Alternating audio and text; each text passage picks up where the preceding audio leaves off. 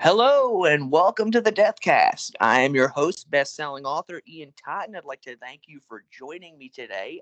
We have a special episode of the Deathcast. If you've been following along on the main show, you know I've been covering the murder of Roy Radin. Well, I've been lucky enough to get a guy who I think a lot of and quite frankly look up to, and that's Private Investigator Ed Opperman. Ed's agreed to come on the show and talk about the case and some of the things that many people may not be aware of. So, Ed, are you there? Yes, Ian, thank you so much for bringing me on the show. I tell you, as soon as I saw you talking about Roy Radin, because I remember like 10 years ago when I wanted to do my first show about Roy Radin, I couldn't even find a guest. I couldn't even find it. Like, no one was talking about this guy. And it's just amazing how all this time later on, just all these topics that were so obscure at one point. Yeah. Yeah, I would never have heard of him without you doing a show with Steve Wick. Yeah. That's how I got introduced to Roy Radin, and then, from there, the whole spin-off into Maury Terry's connection to it with the Son of Sam.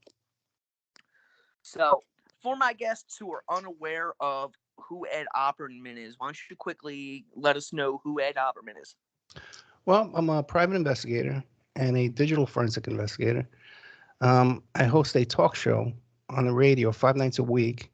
You can catch it as a podcast at the Opperman Report and all the podcast catchers. I play a live podcast Friday nights.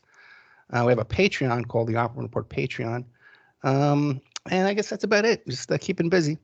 Oh, you are extremely busy. You're probably one of the most busiest people I know online. So, how did you first get into the whole Roy Radin story?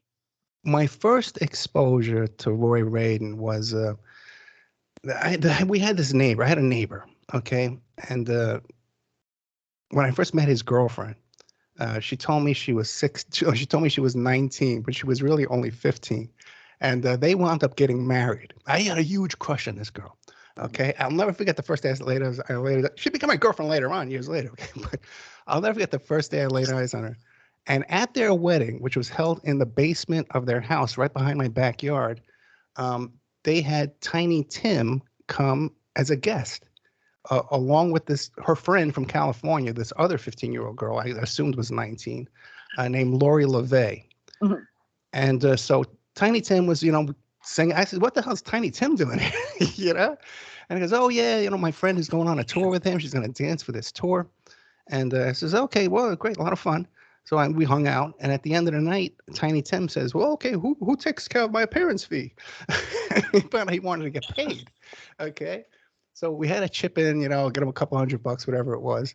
And I didn't run into Tiny Tim again until years later at Yippie headquarters. Because I used to hang out down at Yippie headquarters. I used to be one of the Yippies back in New York City in the 70s. And I'm talking to him, and I said to him, "Hey, like that night, what if we didn't want to pay you? What would you have done if we just would have, smacked you around and kicked you out the door?" And he goes, "Oh, I'm not worried about that because my manager is Mr. Roy Radin, and no one dares to stand up to Mr. Roy Radin." And that's the first time I heard the name Roy Radin. I think the second time I heard it was the whole Welcome Back, Kotter thing. Mm-hmm. So why don't you explain to the guests about the whole, you were telling me off air, the connections between Radin and Welcome Back, Kotter. Yeah, the first female sweat hog was this woman named Melanie Holler. And she hits the news the next day, New York Post, front page, that there was this S&M party over at Roy Radin's mansion, and she was being abused there. They brought her in on a leash to begin with, drugged her and raped her, and then just pretty much dumped her at the train station half naked in the middle of the night, which was later on we found out was common for the parties at that mansion in the Hamptons over there. Mm-hmm. Years later, I became friends with the Horseshack, Ron Palello, on Facebook. And he would talk to me about everything, all the stuff, the gossip behind the scenes, the homosexuality, all this kind of stuff going on with Welcome Back, Kotter. The minute I brought up Melanie Holler, he would never speak to me again. It was the last time we ever spoke until he's died, until his death. Well, yeah, and that's You and I were talking off the air. She's kind of a dirty word in the entertainment industry. Her name. And I was telling you, I actually covered this on the show. I'm looking for it right now. Is Radin actually had some pretty heavy mob connections? Uh, are you aware of that at all, or? I was surprised to hear that when you told me that. But then again, when you look at the people that were on his tour, people like Larry Holmes, Mm-hmm. who had clearly had mob connections, Don King, that whole crew, and Joey Bishop and all those guys, they all were around that kind of stuff. So I wasn't surprised in that way. And then plus knowing how they were doing those shakedowns with the vaudeville show, selling those tickets to restaurants and stuff like that. And then if the restaurants didn't want to buy the tickets, they would send like Sherman Hemsley over there or, Red Buttons, to go and pose with the restaurant owner, the bar owner. And then if they still didn't buy the tickets, sometimes they get embarrassed, they buy the tickets. But if they still didn't buy the tickets, then they would break the windows, or start a fire in the dumpster. And they couldn't do anything about it because all these road shows, these vaudevillian shows, were to benefit the local police benevolent association and all the firefighters and all that stuff like that. So the people had nowhere to call. Well, yeah, and that's really how he created, his fortune is through these vaudeville shows. And I was just looking, this guy was actually his godfather. His name was Joey Stapelli, and he was a soldier in the Genovese crime family. So he had some, pretty shady characters hanging around him. Yeah, I believe there was a lot of drug dealing too going on. Plus all those connections to the whole Process Church, the Son of Sam cult, and all that stuff too as well. It's alleged that he was filmed a snuff film of one of the Son of Sam hits. Okay, you see, I'd heard that he had more likely than not filmed what happened to, Holler, and that when the police went into the house, all the videotapes were gone. It was known he had a camera set up in his bedroom directed right at the bed. And that she had stated in her initial interview with the police that he had videotaped the assault, but of course, when the police got there, he was tipped off in advance. There was no evidence other than blood stains, or what they assumed at first were blood stains on the floor outside of his bedroom. Yeah, I think he got pinched with a gun too. Yeah, they found that in his closet. Yeah. Yeah, and he said it belonged to a cop from like Louisiana or something. What a creepy guy. Oh yeah, well, I mean, you know more than I. The stories that were out there about Tiny Tim. Well, what other stories were there about Tiny Tim? Because it was really odd in my life that I knew several people who happen to know Tiny Tim. I've read things online from people that knew him and that worked with him, basically stating that he was really into underage girls, and he was known to make demands of places that were employing him, of he wanted young girls there, and of putting his hands up their shirts and stuff in front, full view of everybody, that kind of stuff. Really? Similar to some of the Savile. accusations that were made against Saville. Yeah. But these were, one of those secrets that everybody seemed to have known and were around forever.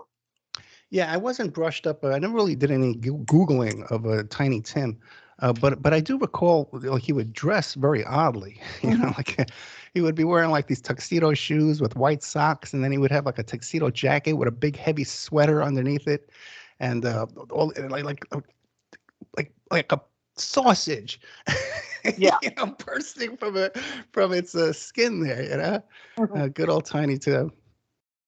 So now you mentioned, I haven't got to that part in the story on the main feed yet, but you mentioned Radin and the Process Church. I know there's other connections there, including with Maury Terry. So yeah, there were stories about him there in the Hamptons. Yeah, by the way, at one point he had the biggest house in the Hamptons. Oh, yeah, I've seen pictures of it. It's a massive place, Ocean Castle. Yeah, and my sister and her husband, or I guess maybe it was her boyfriend at the time, they went to a party at that house, and my brother-in-law was disgusted by what he saw.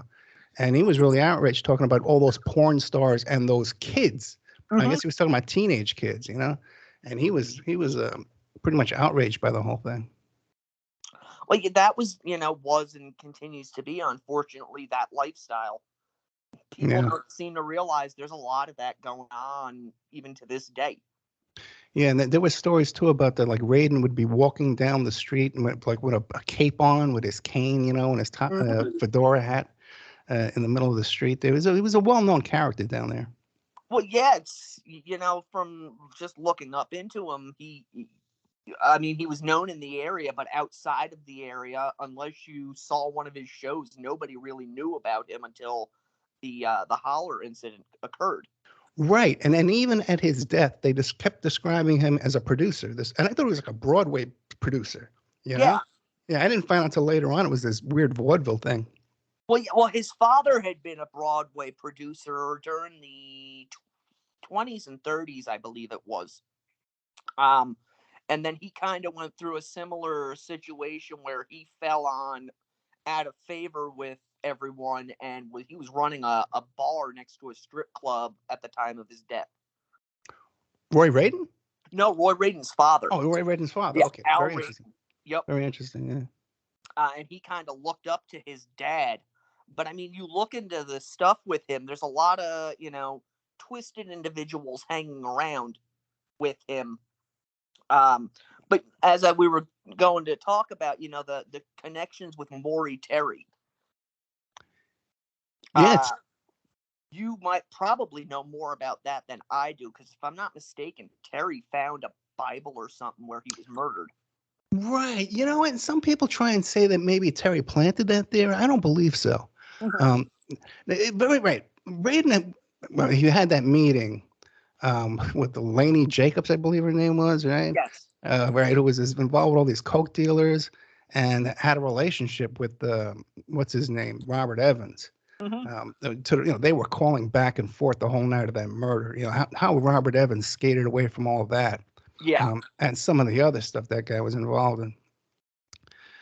I actually had some problems with the Robert Evans estate for saying some things. So, we've smoothed it over. So I don't need Yeah. any more Now we trouble. we can skate around that. It's alleged. Yeah.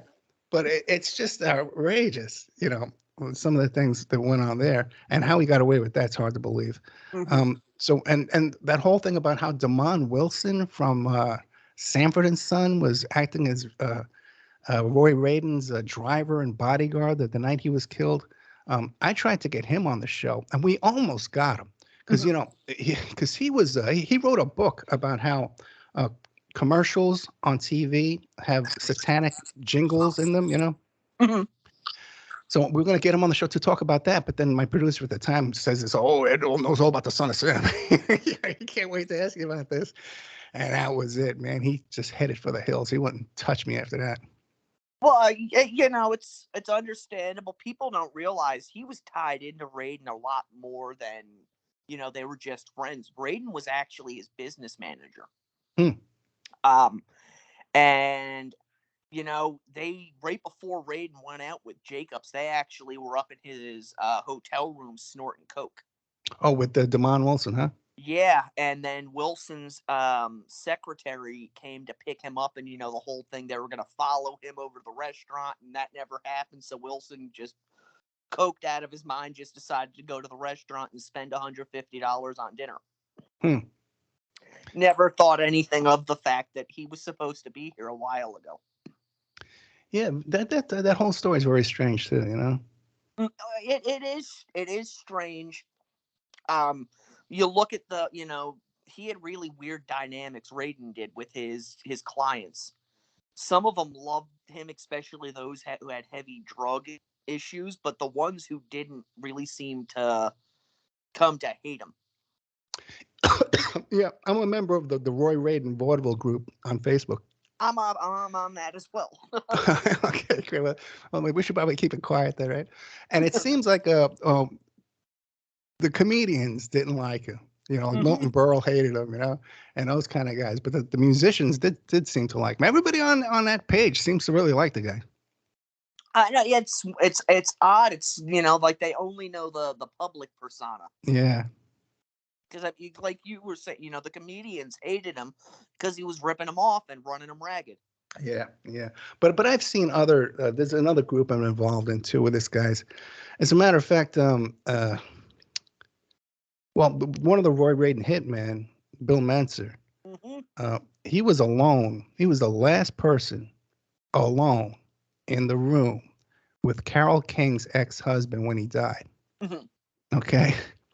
So, and in that group, there's this character, and it's everything's my parties were so great. And meanwhile, this is the kind of stuff that was going on at these parties, people dropping dead.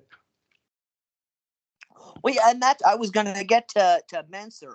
Yeah. Who is Bill Menser? I know a lot of my listeners don't know who he is. I haven't got to that part in the tale yet. Oh, really? Oh, that's a Yeah. huge part. Yeah. Well, Bill Menser was a bodyguard for Larry Flint. He was one of Larry Flint's bodyguards. And there was some kind of a dispute, a falling out with Flint, and he went back there, and there was a shootout with the other Larry Flint bodyguards. Mhm. He's convicted for killing Roy Radin, and was involved too with this other fellow, Marty, I believe his name. Is that the correct name, Marty? I believe so. Yeah, and Marty was also involved with the Radin hit, but also too with this other murder of this 300-pound black transvestite madam escort service lady. Okay. And when you read the facts about that case, it's even more. There was some blackmail going on, a lot of harassing phone calls, vandalism going on between these two back and forth. And at one point, this woman would be fighting with this kid, then get on the phone with the Vatican and be on a phone call with the Vatican, hang up and call the kid back. Hmm. I've asked everybody involved in that what the hell was going on there, and no one even thinks to question it. Everyone's heard the story, but no one says what the hell's going on there. Do you know the name of the woman who was on the phone by chance? Are you willing to share it? No, I don't know her name off the top of my head. No, Okay. no, no. But So that's now, that other murder that Marty was involved in. yeah, but Menser's a pretty bad dude. If I'm not mistaken, he was called the Manson. Second Manson. Yeah. Yeah, his private investigator Tony Spurl came on my show a few times Mhm. and made this whole argument that no, Menser was a bodybuilder and he wasn't like Manson, he wasn't a hippie. But the process guys, they were around Jack LaLanne and that whole bunch too of those gyms and stuff like that. They were all different walks of life were involved in all that stuff. Mhm. And then Spurl hooks me up with this woman who was Menser's ex-girlfriend, and she's reciting the same script almost word for word as Spurl gave me. These folks over the years, they've tipped their hands. And Menser's actually listened to the show, and he liked the interview.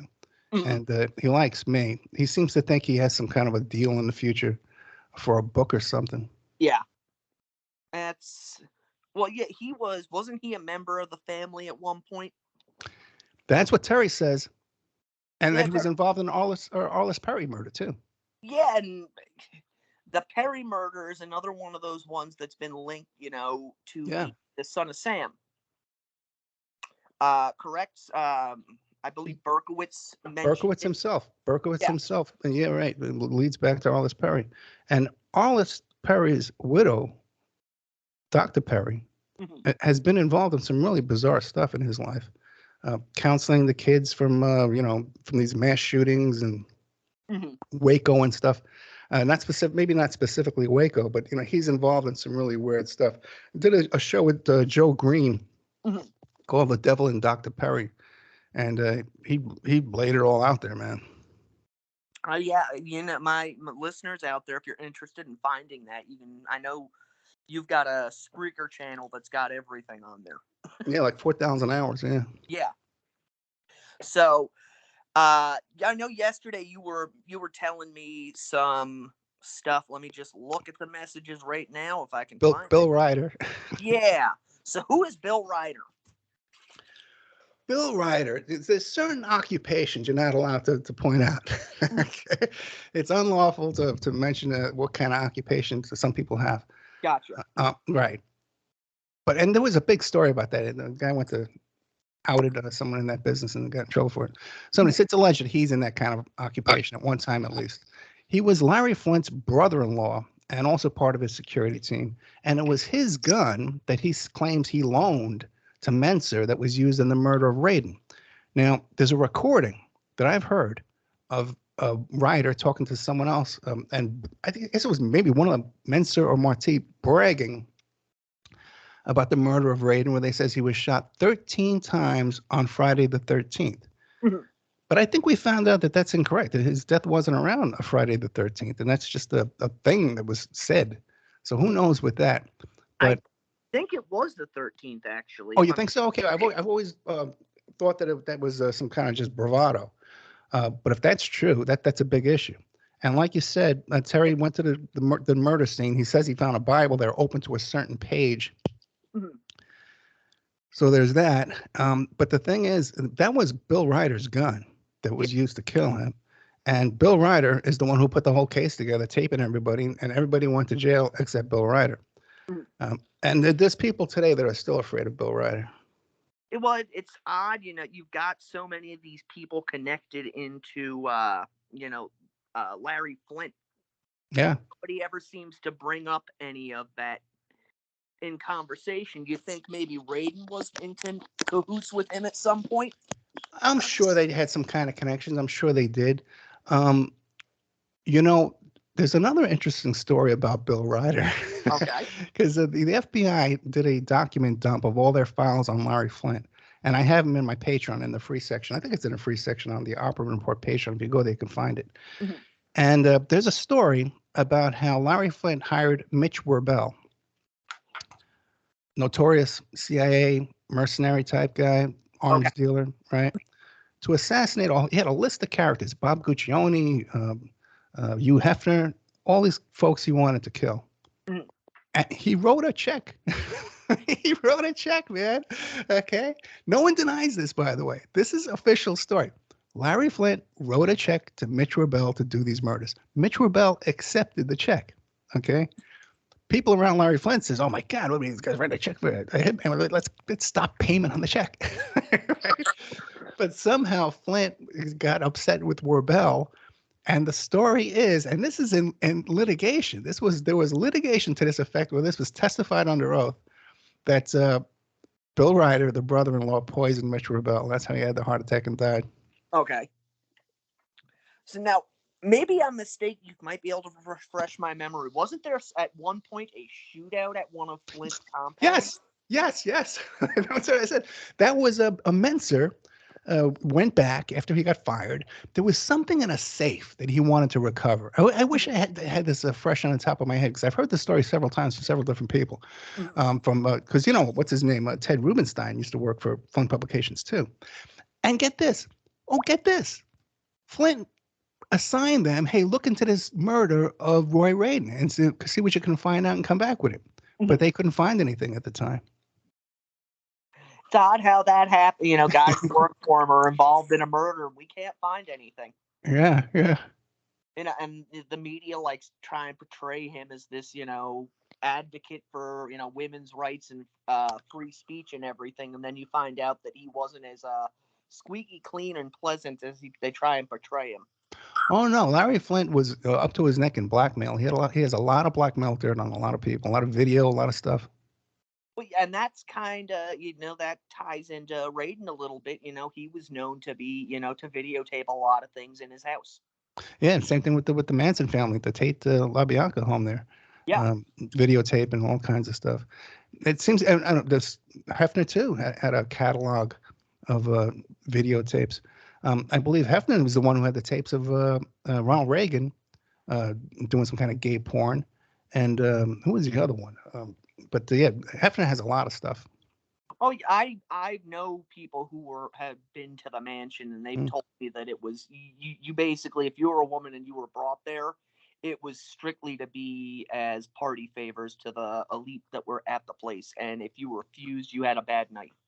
Well, I went to a party at the mansion back around 1980 or 82, around that time. A friend of mine had a limousine company in New York, and he was advertising on the Playboy channel. We got an invite to go down there. And this was before Hef started taking Viagra. Yeah. And it was a really sad place at that time. At that time, it was a sad place, man. They're like the wood paneling, like from the 70s, and pinball machines. It's a pathetic kind of place.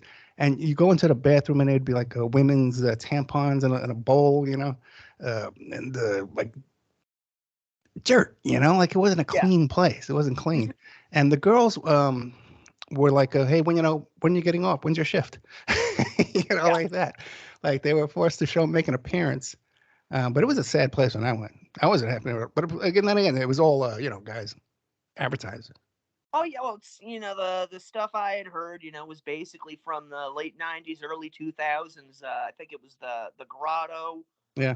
Was just disgusting. There was another room that had like the circular love couch that circled the whole room, which basically, an orgy room, and the couch was all stained and moldy. Well, I interviewed that girl who grew up there. Her father was the doctor and she was best friends too with this woman who was really close to that Nicole, Nicole, Mhm. Yeah, I know Anna who you're Nicole, talking Anna about. Nicole Smith, Anna Nicole Yeah. Smith, yeah. So, and they told me some stuff, man. Oh yeah, it's there's a glamorous side that they present, but the reality is Yeah, often than not so awful. yeah. So, is there anything else you've got on Raiden you'd like to share? Or? Let's think. Well, the Mitch Bell thing, right? From Son of Sam, Vatican, Yeah. tranny, Tiny Tim, wedding. That's pretty much everything I can think off the top of my head. All right. Well, I wasn't planning on doing a super long interview. Is any plugs that you would like to get in? Any plugs? Well, let's see. I got a big show coming up. I'm trying to interview AJ Weberman. We're talking about that fellow Larry Ray, the Sarah Lawrence dad that was pimping out his daughter and his Oh daughter's yeah, friends. I know that one. Right, right, right. So it turns out that Larry Ray was a source for AJ Weberman's book about Giuliani called Pedo Thug. Because, one of Giuliani's best friends is this pedophile priest. He has him on the payroll and stuff like that. And, Giuliani also, too, was Epstein's corporate counsel Yes. over at Tower Financial, which nobody knows that except for the people involved. Um, so I had a chance to talk to Larry Ray a couple of years. It was a long time, 2019. 2019 is still a couple of years ago to me. Mhm. Okay. But I had a chance to talk to him, and he makes a really good case, man, that he was set up by Bernie Kerik. And Bernie Kerik himself, the former police commissioner of New York City, who was the cop there on 9/11, says himself, own words out of his own mouth, that Larry Ray was my best friend. I saw him in the morning. I'd visit him at his house. He'd visit me at my house. We'd go to the gym every day. We were best friends. Paid for it. Best man of his wedding. Okay. Best friends. So that, and other people have come forward and say Larry Ray has always pimped out his girlfriends. He was married, but when he had girlfriends, he would let other guys sleep with his girlfriends. On September 11th, New York City, 2001, Mm-hmm. the best friend of Larry Ray was the police commissioner of New York City, who was on methamphetamines and pimping out his girlfriends. All right. And later on, this stuff with pimping out his daughter's friends, he was getting $8,000 a day. Okay. Yeah. Pimping out one girl, $8,000 a day on some crappy little website. It's not like he was luring in people because of his great SEO.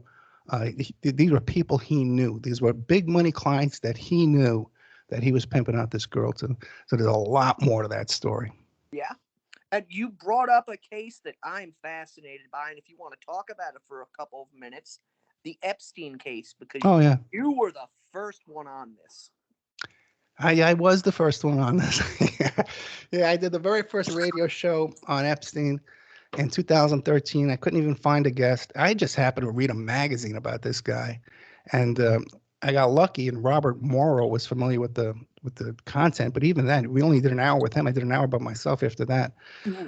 Then later on, I was being interviewed about Epstein quite a bit, and one of the attorneys in the Katie Dole lawsuit, the lawsuit against Trump and Epstein, saw my name was up all over the place, and he hired me as the PI in that case. Then I got involved in a couple of other ones and briefly consulted on some work down in the Virgin Islands. So I'm one of the few guys out there talking about Epstein that really had anything to do with it. Yeah, well, and that's the thing. He supposedly died, and now nobody mentions it at all. But I mean, I know you had his former business partner on a ton Oh with yeah, the Ghislaine Maxwell case. yeah. The late Stephen Hoffenberg, who was the CEO. First of all, he owned the New York Post for a while there, and he was the CEO of Tower Financial. And what happened was, some kind of irregularities with the Hmm. financing over there. And Rudy Giuliani was the corporate counsel for that to keep SDNY at bay, right? Yeah. Which he was able to do.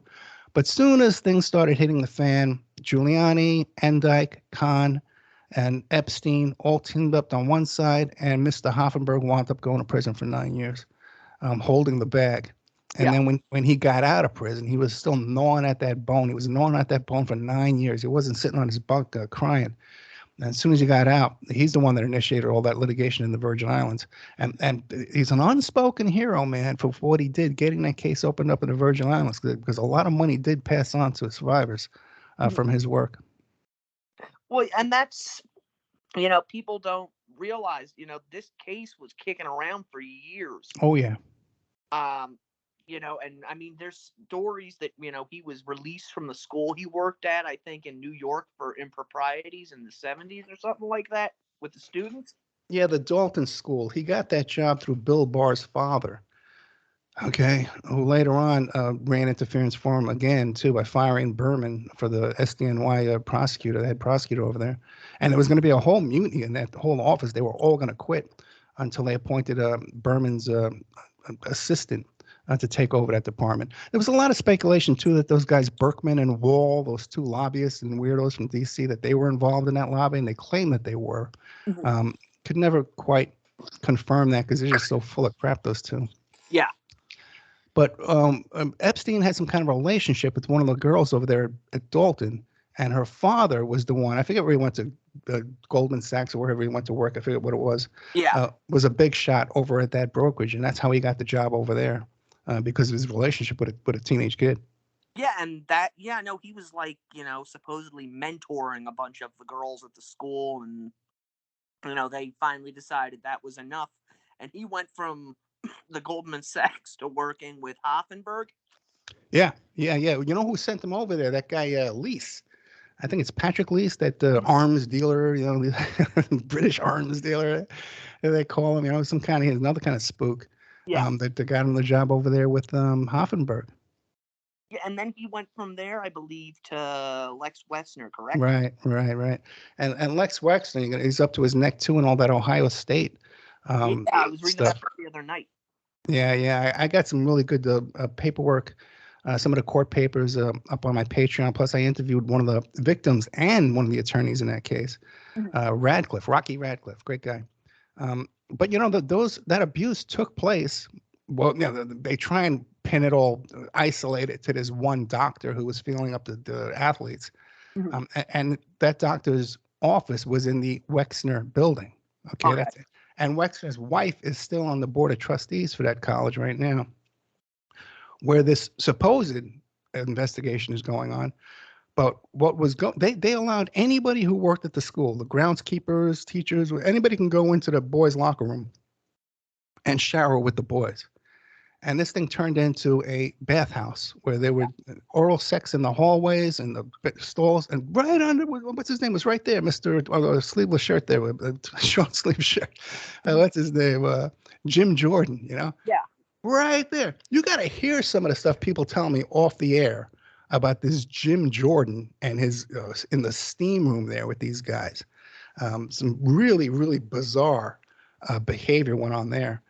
So yeah, that's it's Wexner and Epstein. Yeah, it's, again, going back to what we were talking about before, there's, the public image and then the reality of it. And you're at the heart of a lot of this stuff, finding the information. Yeah, I know more than I really want to be. You got a couple of things going on right now. More than I'm comfortable with anymore.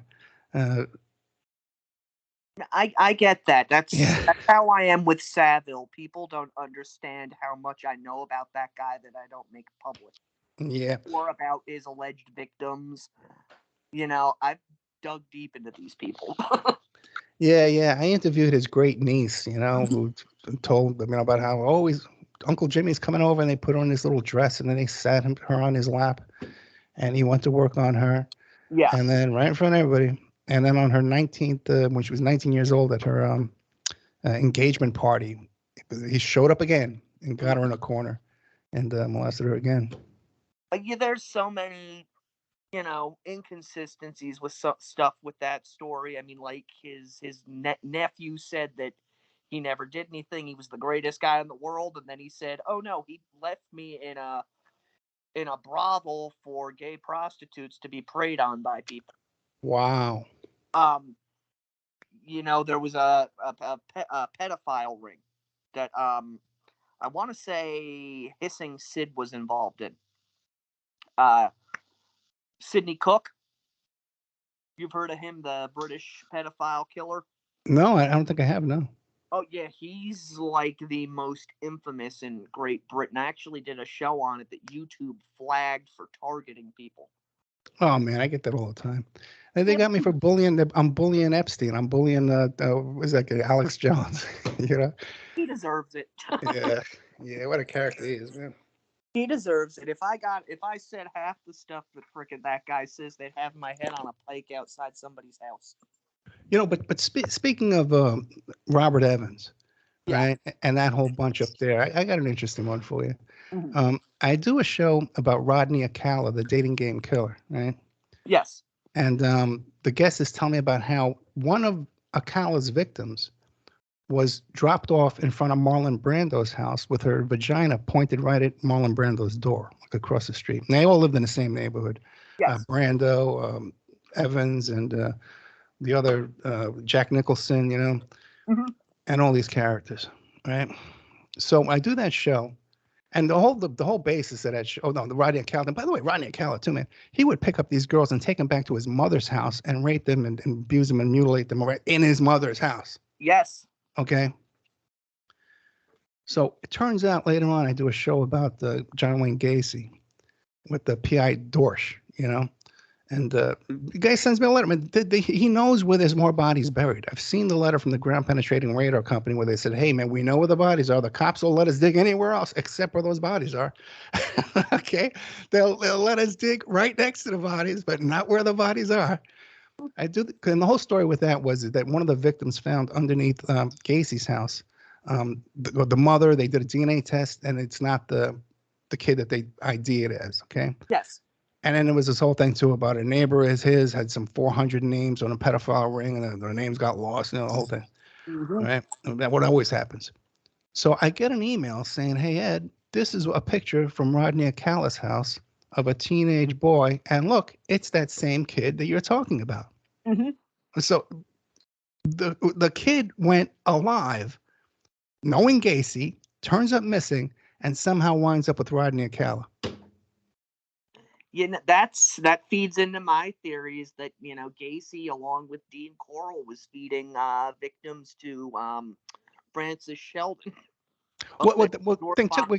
Remember too, Acala was a film student of Polanski. Yes. Oh, I know. I did a Patreon episode just on him after I covered the Manson family.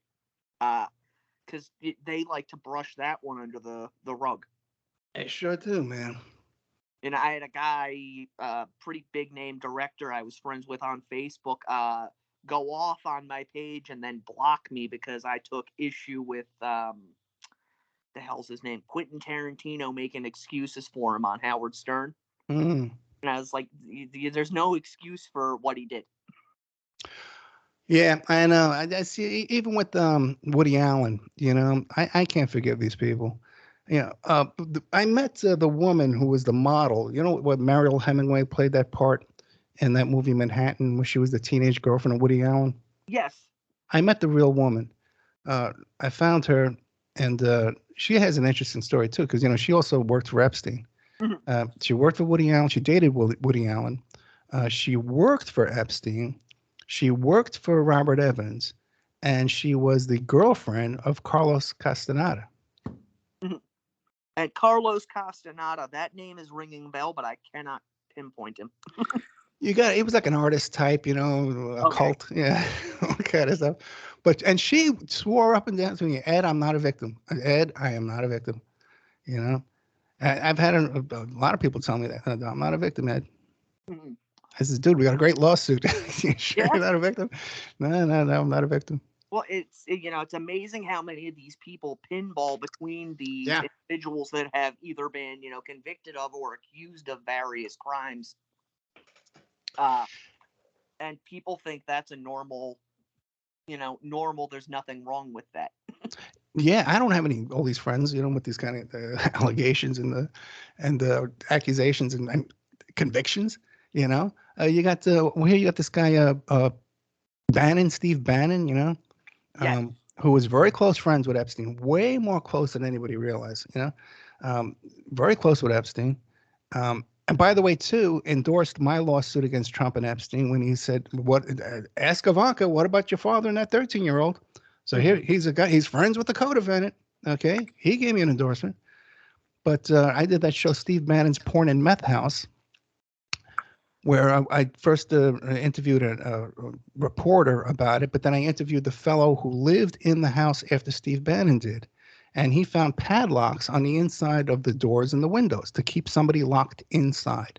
Mhm. And he actually says at the end of the interview, did I lose you there? You know what I mean? No, I'm here. Yeah, yeah, it says at the end of the interview, well, I hope this links up with more human trafficking cases in Palm Beach. Yeah. Okay, so there's that. Uh, And by the way, there's no doubt too, man. Bannon's ex-wife is a porn star. Mhm. She's a Swedish model porn star. She got caught bringing a cell phone and marijuana into her boyfriend's jail cell. She got arrested for that. There's all kinds of domestic violence incidents with police showing up at that location. That story, the Steve Bannon porn and meth house, they got the chemical samples from the meth. Yeah. There's no doubt what went on there. Well, and that's the thing. You hear about this stuff for a brief instant, then it goes away. It's got to be the money. Yeah, I've seen that happen. I've seen that happen where we're working on a story and then suddenly by the end of the day, it's all quiet. Yes. The switch has been flipped. Like when we were working on the first Demi Moore, Ashton Kutcher cheating allegations, and I pulled up his caller ID. I pulled up his phone number on her phone right there, clear as day. Yeah. And when we found that, there was no more arguing. But all Demi Moore had to say was, "It never happened." And boom, it was like we were shot like a duck from the sky. Mhm. Story was over until he got caught again with a different girl, and then suddenly, oh yeah, it did happen. Yeah. But it's just that simple. Well, that's people who don't know who you are. You work on a lot of big cases. Yeah, I've been involved in a lot of stuff, man. I've been involved in a lot of stuff, and there's some stuff too I'm working on right now behind the scenes. It's really big stuff too. Mhm. Got a lot of information on the Hunter Biden laptop um, that we're trying to put together. Uh, it's a great story, though. Yeah. you, you, Oh, should, you should have me come back for that one. I'll definitely have you back. Yeah. You're allowed back on the show at any point. I love talking with you. Yeah, the Hunter Biden laptop story is a good story. And it's so funny too, because I've been a guest on it. I've told that, I was a guest on TrueAnon, I was a guest on Mhm. and people will still say to me, Ed, how come you never talk about the laptop? How come we never talk about the laptop? You do talk about it, but there's certain things that you can't say publicly. No, actually, no. On everything I can say public. Everything's public. The only everything. Uh, I'll come back. We'll do that whole story. It takes a little while, but it's one of the best stories I've got. Okay, I will certainly have you Yeah. back. You just let me know when. And I can make an argument. I can make a convincing argument that there would be no Hunter Biden laptop without Ed Opperman. That I got the ball rolling on that story. Okay. Well, yeah, speaking of that, real quick, before we end, what do you make of all the stuff that was going on with Twitter and Elon Musk releasing all that stuff? You know what? I really didn't follow it that closely. Obviously, when the Hunter Biden laptop stuff came up, and we had to go off of Twitter behind the scenes and emailing these pictures back and forth. Hey, is that an adult foot? Yeah. On Hunter's object there. So you couldn't. It was so obvious what was going on. That was total censorship. From up high. But the Bidens have a lot of power. And the Bidens have so much freaking power. The thing is, the Hunter was partners with John Kerry's son when they were going around the world with their hand out, getting millions here, millions there. And without blushing, that Biden points John Kerry back to another cabinet position. You never see him because all he needs is the name on paperwork to go out with their hands out and get money. And this whole Ukraine stuff, man, isn't that a conflict of interest? That we got this president handing billions of dollars over to Ukraine when there's so much controversy in the past? Like, call me naive. Oh, yeah, and now he's suddenly over there, and nobody in the U.S. knew about it, but Putin did. Oh, really, Putin? Yeah, that was an article I was reading today. Apparently, Putin knew he was going over there. Oh, good. Well, I think they got deals with Putin. I do too. Honestly, if Putin wanted to end this war quickly, it would be over. Yeah, I'm pretty sure that Putin made a deal with Hillary about the contents of those emails. That a deal was made. If you read the Roger Stone indictment, it talks about how the DNC became aware that their computers were hacked, and then they hired crowdsource. Yeah. So how'd they become aware? They got a phone call from Putin. We got to make a deal, Yeah, there's so much intrigue in all of that stuff. Oh, yeah. So, all right. I think we're going to wrap it up here. Again, plug your stuff, Ed. Let everybody know what you're up to, where they can find you, where they can listen to your show. Well, the name of the show is The Opperman Report. And if you Google that, all those podcatchers come up. The best place is Spreaker.com, as Ian said, because if you go there and sign up at Spreaker.com, it's free. There's a chat room, and you get an email notification when I put up new content. I play repeats every night of the week, and I play 3 hours of brand new content on Friday nights. To get everything, you got to go to Patreon. But there's some real cheap ad-free content on there you can get for $3 a month. And then there's exclusive stuff. There's a lot of like I'm going to put up this Dominion software litigation against Fox News. I'm putting that up tonight. But I've had that Proud Boys handbook that everybody's been talking about. Oh, the Proud Boys, did you read this? I've had that since 2019. Yeah. Okay? You're right, Ian knows. I've had that thing for years, man. The 24-page Epstein letter, man, where he says he created the Clinton Foundation. I had that thing since like 2014, 2015. When Epstein died, all these places, Business Insider, they were buying that from me. Okay, for $1.99, by the way. There you go. It was a bargain. But yes, there's a lot of great stuff on Patreon you should check out. Yeah, and I'll second that. I'm a member of the Patreon, and Ed puts out a lot of good shows that aren't even on the Spreaker feed. Yeah. Well, and we cut all the ads out and stuff too. Yes. So, all right. Thank you so much for coming on, Ed. I really appreciate it. No, thank you, Ian. I had a really good time. I've been having a rough week, so thank you very much. You really cheered me up. I'm glad to hear that. Again, you can find Ed on Patreon and on every podcast app you can think of. Just look for the Opperman Report. I've been on there a couple of times. That's right. Yeah. So that's it for this week. The Deathcast is a production of Corpse Creek Publishing. Until next time, stay morbid.